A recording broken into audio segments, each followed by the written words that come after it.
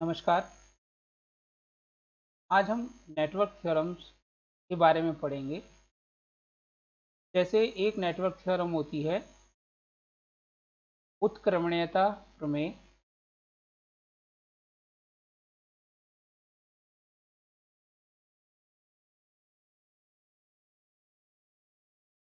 या व्युत्क्रम प्रमेय भी इसे बोलते हैं, रेसिप्रोसिटी थ्योरम।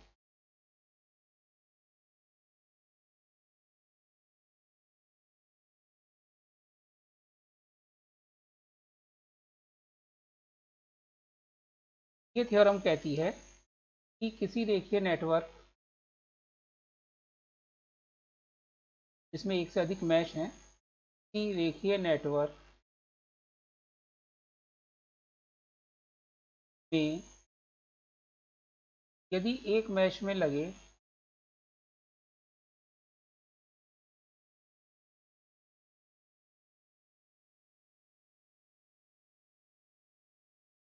विद्युत वाहक बल के स्रोत या ऊर्जा स्रोत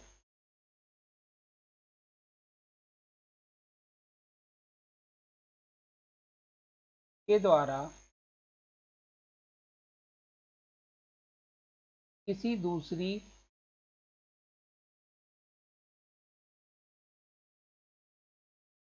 मैश के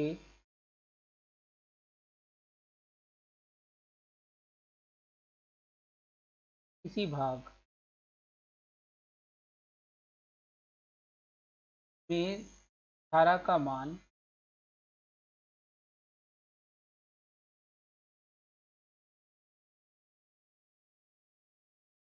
वही होगा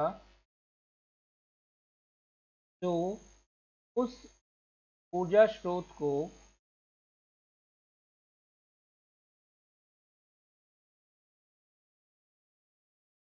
दूसरे मैश में लगाने पर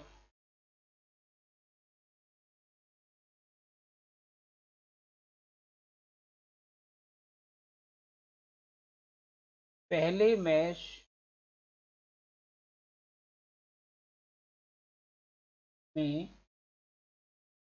पहले मैश में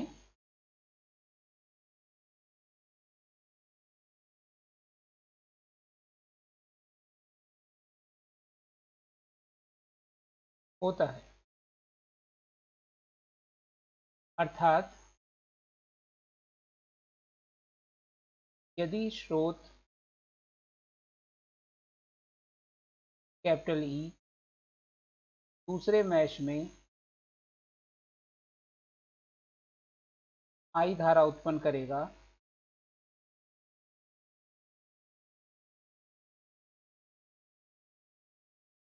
तो स्रोत को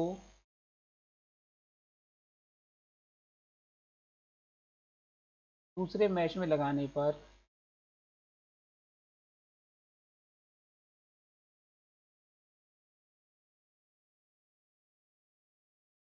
पहले मैश में धारा का मान डी आई होगा। सेम धारा उत्पन्न होगी अगर हम स्रोत की स्थिति बदल दें तो। तब प्रूफ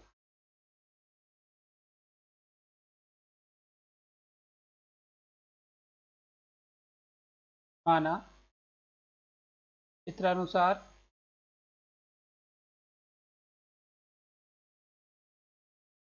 एक रेखीय नेटवर्क है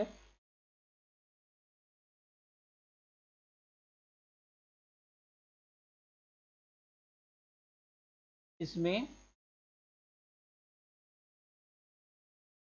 आदर्श ऊर्जा स्रोत कैपिटल ई है, वह Z1, Z2, Z3 प्रतिबाधा हैं, इम्पीडेंसेस हैं। तो हमने मान लिया कि हमारे पास इस तरीके से एक रेखीय नेटवर्क है, तो तीन प्रतिबाधा हैं Z1, Z2 और Z3। Z1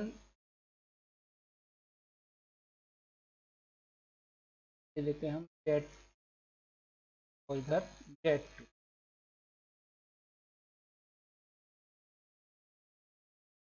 इस तरीके से कनेक्टेड हैं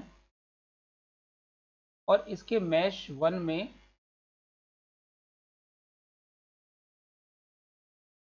ऊर्जा स्रोत कैपिटल ई लगा हुआ है।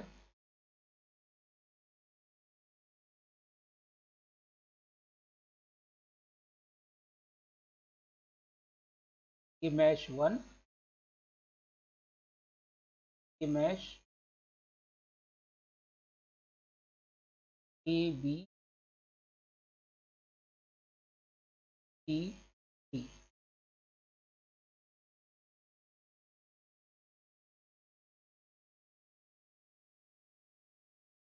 हो गया।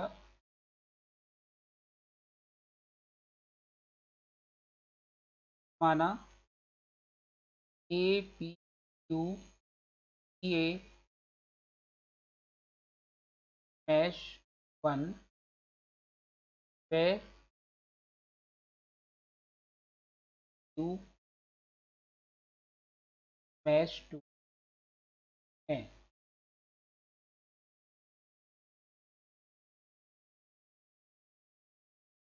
माना पहले स्रोत कैपिटल ई मैश 1 में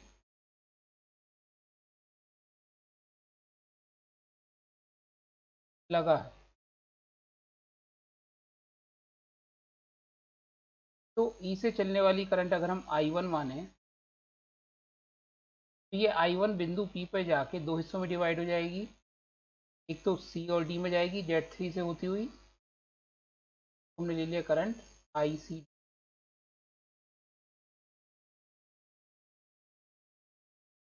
और दूसरी Z2 में जाएगी।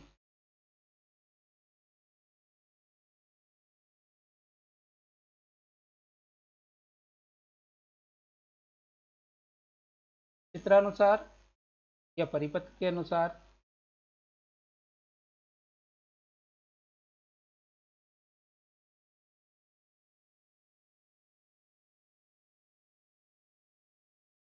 Total current I1 is equal to E upon total impedance, that is Z1 plus Z2 और Z3 का parallel combination,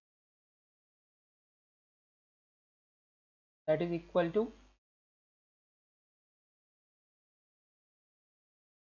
Z1 plus Z2 Z3 over Z2 plus Z3।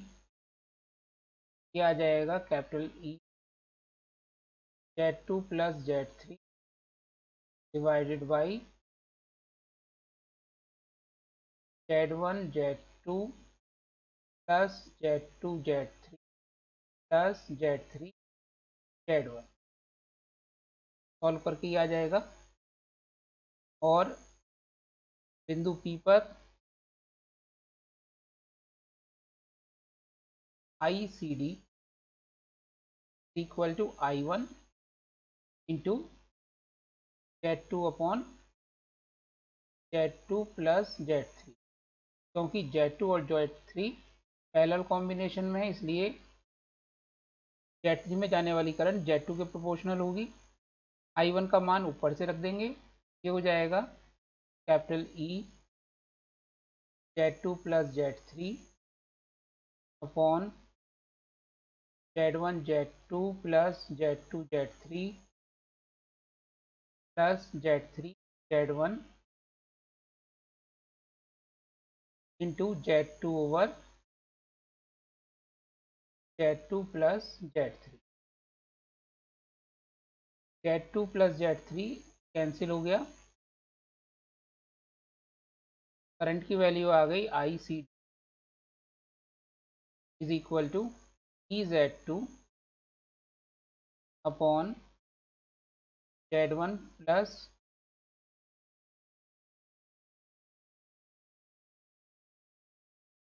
EZ2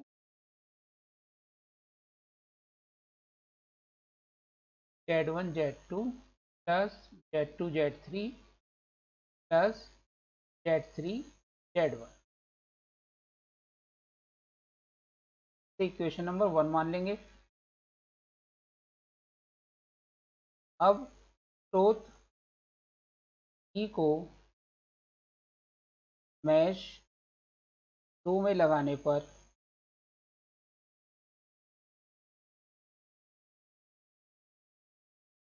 परिपथ चित्रानुसार होगा।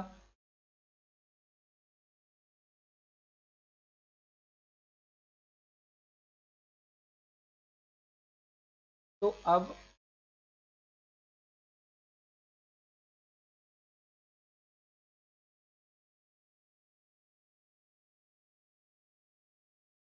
यहाँ पर हमने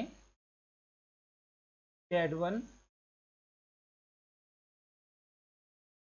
Z3 और ये था Z2,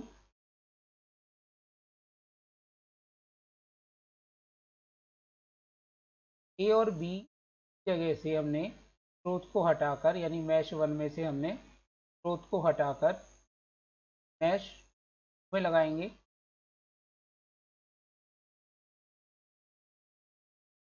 यानी सी और डी के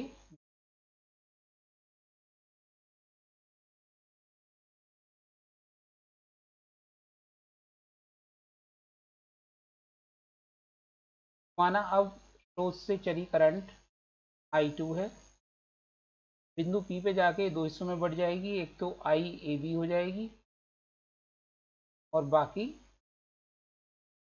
Z2 के अंदर जाएगी।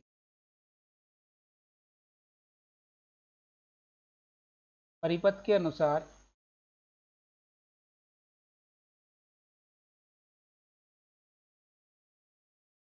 Total current I2 equal to total EMF upon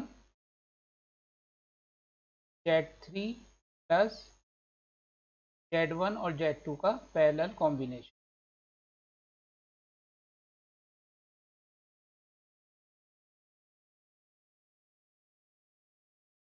that is equal to E को पहले की तरह सॉल्व करेंगे। Z1 प्लस Z2 पर आ जाएगा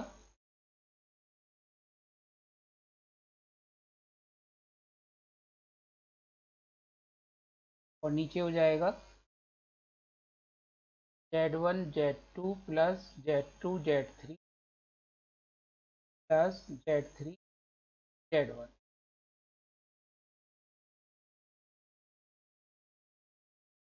अतः IAB equal to I2 into Z2 upon Z1 plus Z2। I2 की वैल्यू ऊपर से रख देंगे तो ये हो जाएगा E Z1 plus Z2 upon Z1 Z2 plus Z2 Z3 plus Z3 Z1 into Z2 upon Z1 plus Z2। ऊपर नीचे से Z1 प्लस Z2 कैंसिल हो गया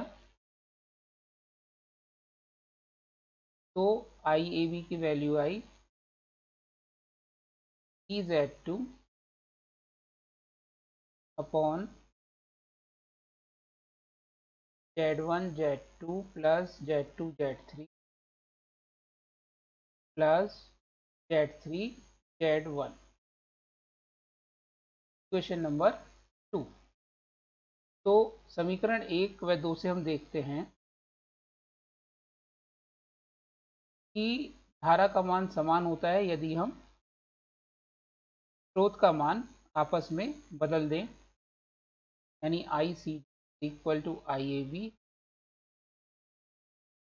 अतः उत्क्रमणीय या व्युत्क्रम या reciprocity theorem proved.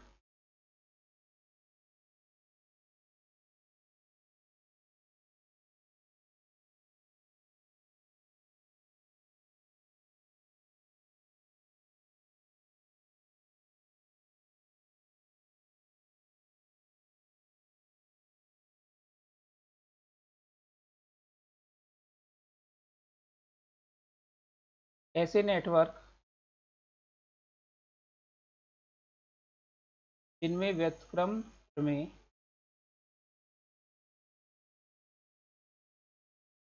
Reciprocity theorem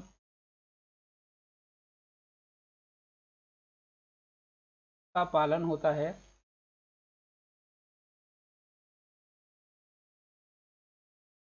उन्हें बाइलैटरल या द्विपक्षीय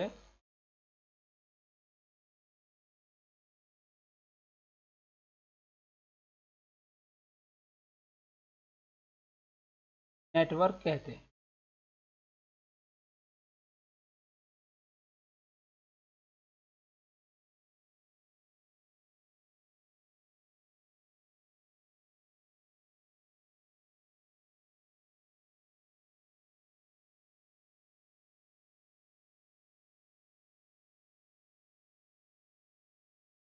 उत्क्रमण प्रमेय से एक चीज और निकल के आती है, स्थानांतरण प्रतिबाधा।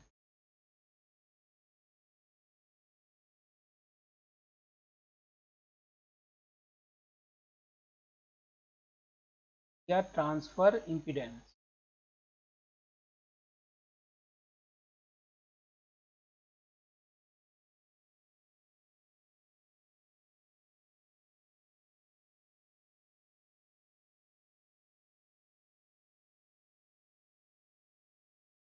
यह है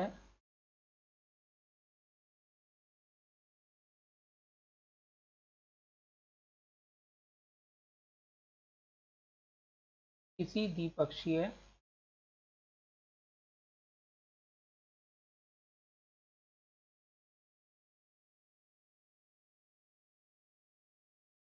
रेखीय नेटवर्क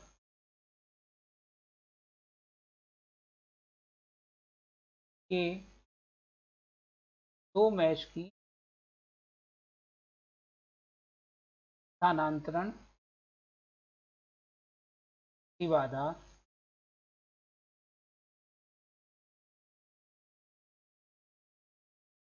एक मैश में लगे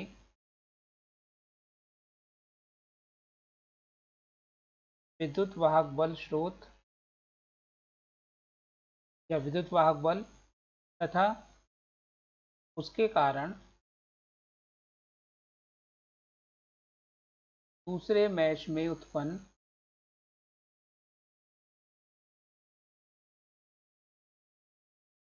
धारा के बराबर होता है।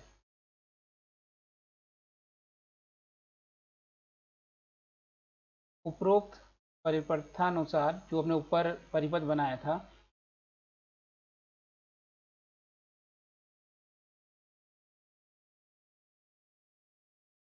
जेड ई मतलब ट्रांसफर इम्पीडेंस इक्वल टू विद्युत वाहक बल का स्रोत, विद्युत वाहक बल था कैपिटल ई, और अगर ये लगा हुआ लूप वन में करंट थी आई सी डी, और ये अगर सेकेंड लूप में लगा है तो करंट थी आई ए बी। तो दोनों में से किसी का भी अगर हम मान रख दें, ये आ जाएगा Z T equal to Z one Z two plus Z two Z three plus Z three Z one upon Z two. ये केवल ऊपर के जो परिपथ है उसमें है, डेफिनेशन यहीं तक है।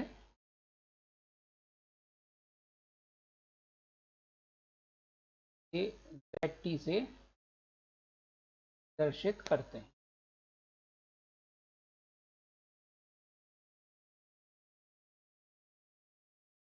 ये हो गया ट्रांसफर इम्पीडेंस।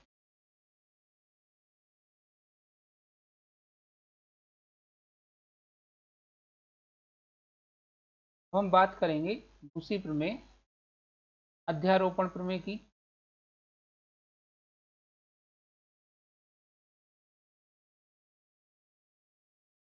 या सुपरपोजिशन थ्योरम।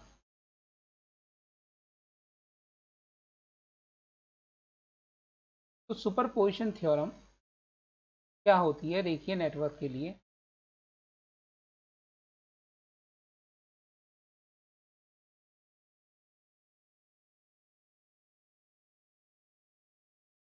किसी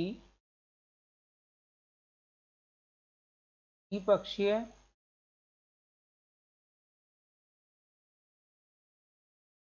रेखीय नेटवर्क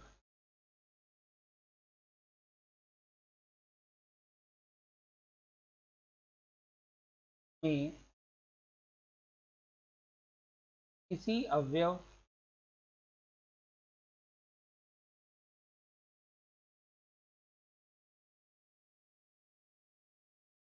सभी स्रोतों से बहने वाली सभी स्रोतों से बहने वाली कुल धारा का मान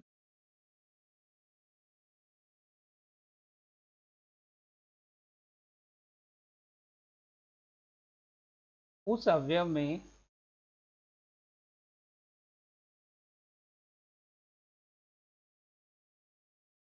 अलग अलग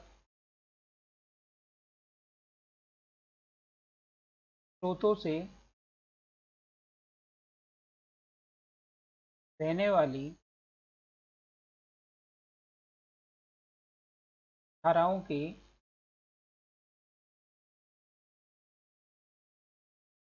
बीजगणितीय एल्जेब्रिक योग के बराबर होता है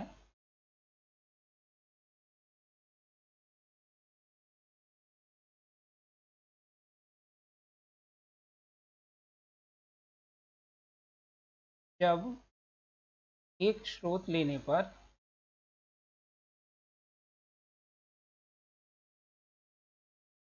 अन्य स्रोत उनकी संगत आंतरिक प्रतिबाधाओं से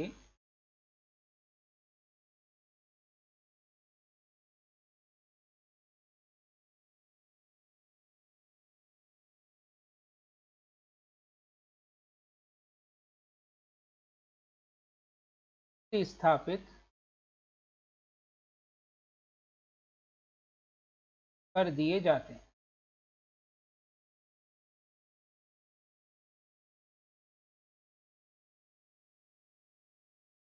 ये अध्यारोपण प्रमेय है। सब प्रूफ।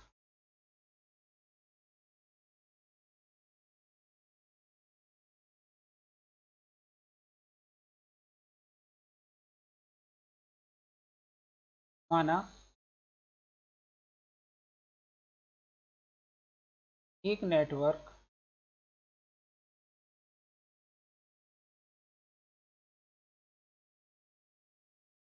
के अनुसार है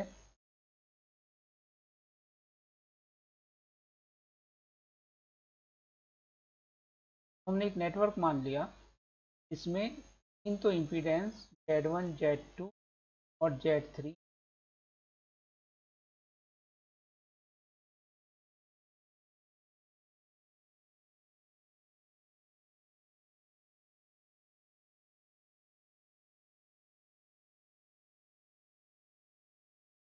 लगे हुए हैं। दो स्रोत हैं वन और ई।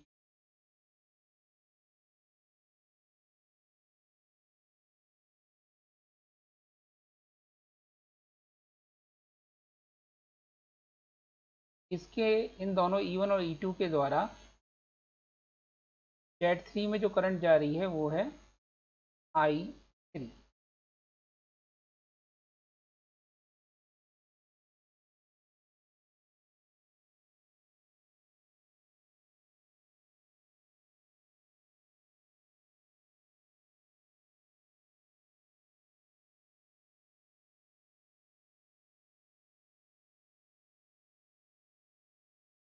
माना स्रोत Q1 से I करंट चली,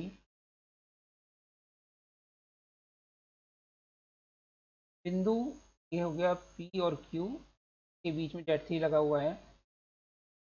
I3 तो चली गई Z3 में, Z2 में जो जाएगी करंट वो बाकी बची हुई I माइनस I3 जाएगी।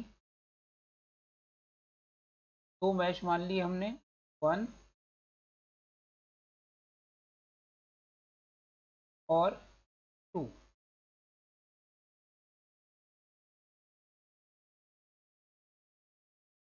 यहाँ 1 व E2 दो स्रोत हैं, व Z1 Z2 Z3 प्रतिबाधाएं द्विपक्षीय और रेखीय प्रतिबाधाएं हैं।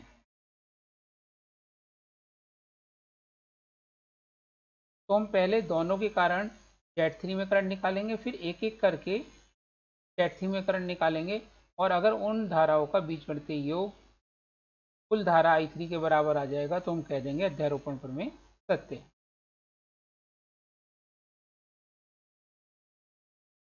तो किरचॉफ के नियम से,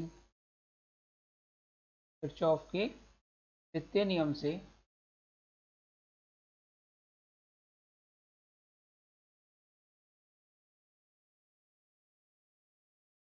मैश एक में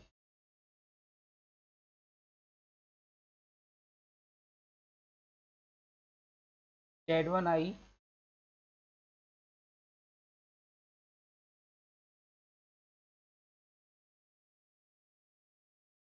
plus Z3I3 is equal to E1, और मैश 2 में ये हो गया Z2I minus I minus Z3I3 equal to minus वाली, तो मैश 1 वाली तो इक्वेशन हो गई 1। अब इसको रीअरेंज करेंगे, ये हो जाएगी Z2I minus Z2I3 minus Z3I3 equal to minus E2, minus से मल्टीप्लाई कर दिया दोनों तरफ, ये हो जाएगा minus Z2I plus Z2 plus Z3I3 equal to E। Equation number, हमें कैलकुलेट करना है I3, तो हमें I रिमूव करना है। तो समीकरण 1 में Z2 का मल्टीप्लाई करके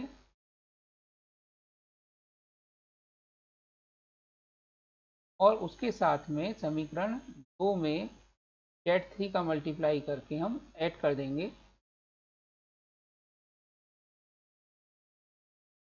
तो फर्स्ट टर्म तो कैंसिल हो जाएगी, फिर बचेगी Z2 Z3I3 plus Z3 Z2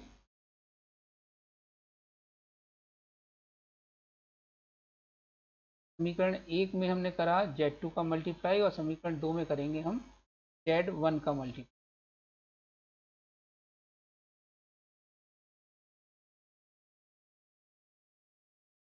first term cancel हो गई, ये बचा Z3 इक्वल टू, फर्स्ट में मल्टीप्लाई किया Z2 का, Z2E1 प्लस Z1,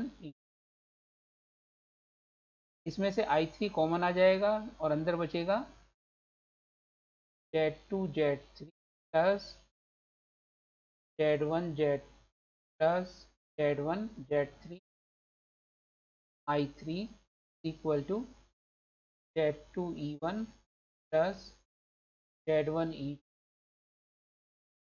को साइक्लिक ऑर्डर में लिख के I3 की वैल्यू में मिल जाएगी Z2 E1 plus Z1 E upon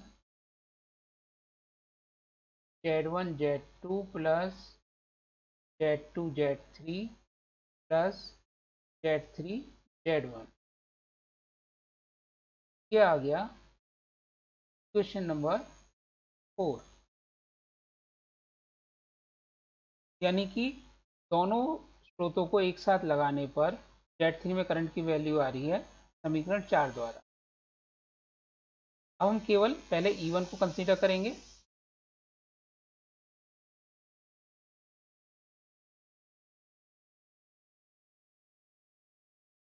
केवल E1 स्रोत लेने पर परिपथ चित्रानुसार होगा।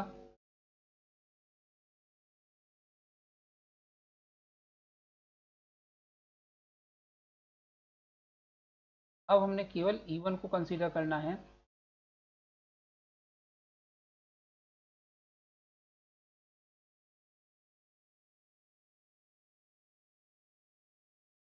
और E2 को उसकी आंतरिक प्रतिबाधा से रिप्लेस कर देना है। चूंकि ये आदर्श है तो मैं उसने 2 की और E1 की आंतरिक प्रतिबाधाएं शून्य मान रखी हैं। चित्रानुसार परिपथ प्राप्त होगा।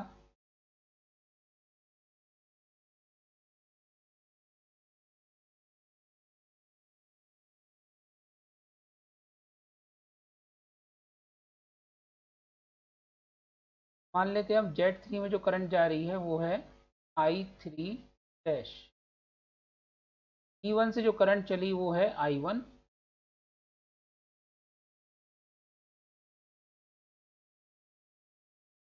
तो हमें I3 डैश निकालना है। परिपथ से I1 is equal to 1 upon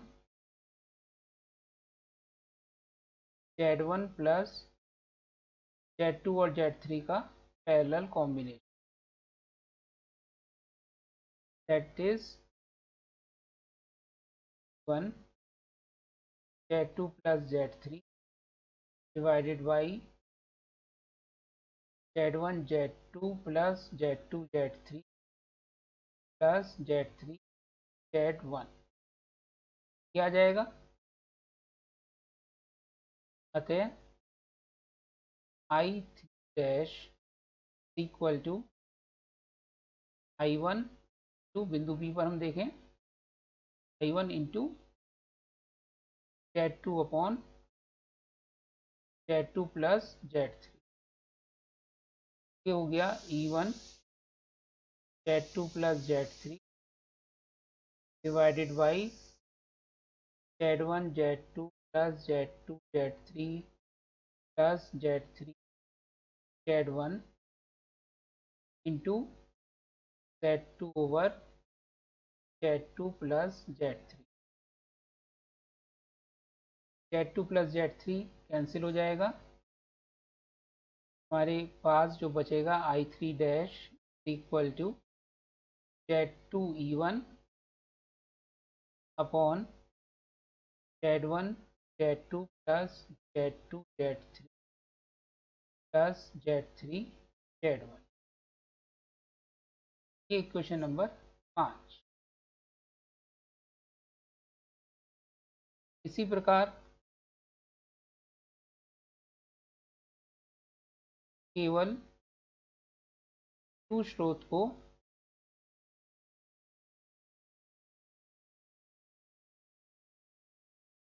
लेने पर परिपथ अनुसार होगा।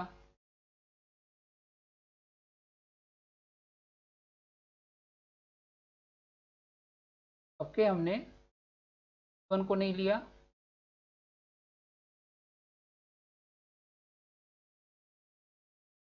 केवल हम E2 को लेंगे।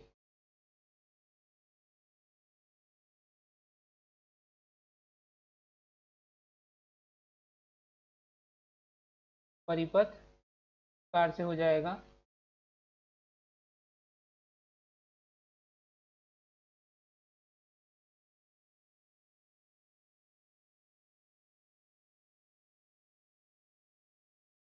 माना अब उसे करंट चलने वाली करंट है I2 और Z3 के अंदर करंट जा रही है I3 डबल डैश।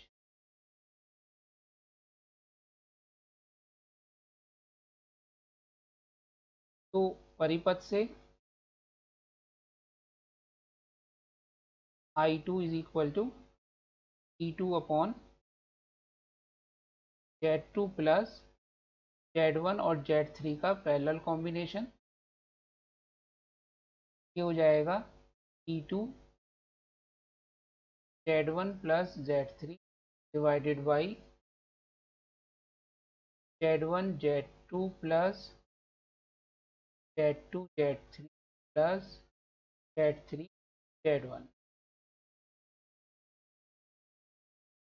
अतः I3 double dash is equal to I2 into Z1 over Z1 plus Z3। Value रख देंगे I2 की। ये हो गया E Z1 plus Z3 divided by Z1 Z2 plus Z2 Z3 plus Z3 Z1 into Z1 over Z1 plus Z3। Z1 plus Z3 ऊपर नीचे से cancel हो गया। इससे करंट I3 डबल डैश की वैल्यू आ गई Z1 E2 upon Z1 Z2 plus Z2 Z3 plus Z3 Z1। ये हो गई समीकरण नंबर 6। अब समीकरण 5 और 6 को ऐड कर देंगे आपस में। तो समीकरण 5 व 6 से या 6 को जोड़ने पर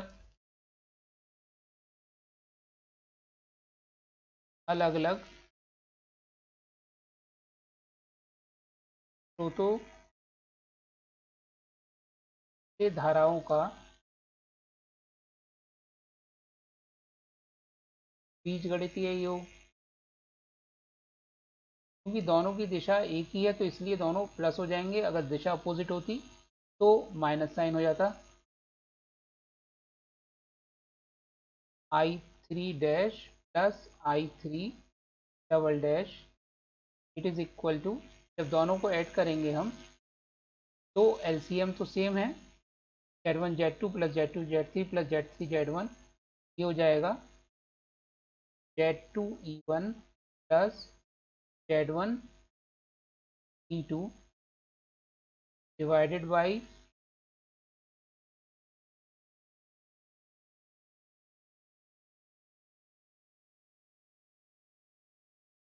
Z1 Z2 plus Z2 Z3 plus Z3 Z1। ये आ गई समीकरण नंबर 7। तो समीकरण 4 व 7 से हम ये देखते हैं कि दोनों स्रोतों के कारण एक साथ धारा का मान एक एक स्रोत को अलग अलग कंसीडर करके धाराओं के प्राप्त धाराओं के बीजगणितीय योग के बराबर होता है। अर्थात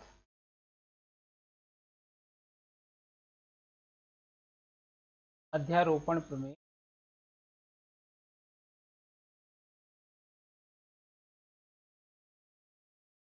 सत्य है। Hence proved.